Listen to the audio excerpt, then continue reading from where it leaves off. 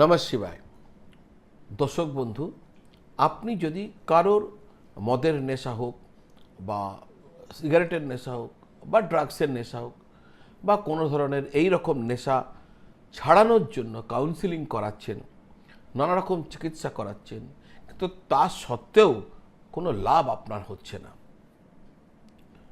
তাহলে আমি আজকে আপনার জন্য একটা উপায় বলতে চলেছি, যা অত্যন্ত কার্যকরী উপায়, আপনি করে দেখতে পারেন।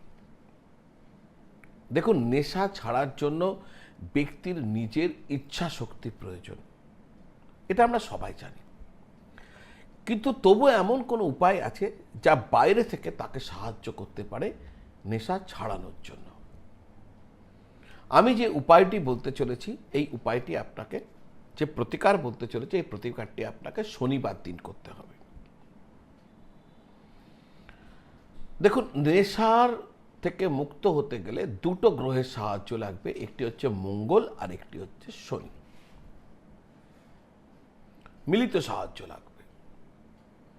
মঙ্গলের দ্রব্য হলো চিনির বাতাসা আর শনির দ্রব্য হলো সর্ষের তেল। আপনাকে কি করতে হবে, 7টা চিনির বাতাসা নিতে হবে। ফুচকার ভেতর যেমন ফুটো করে ওর মধ্যে জল ভরা হয়, তেমনি এক্ষেত্রে 7টা বাতাসার মধ্যে একটু ফুটো করে নেবেন আর তার মধ্যে সর্ষের তেল ঢেলে দেবেন 7টা বাতাসাতে।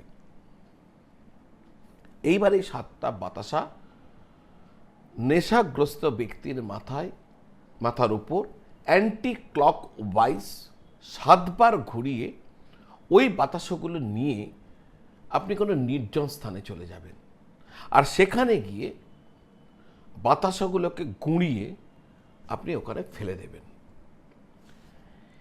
এটি আপনাকে পরপর 7 শনিবার করতে হবে।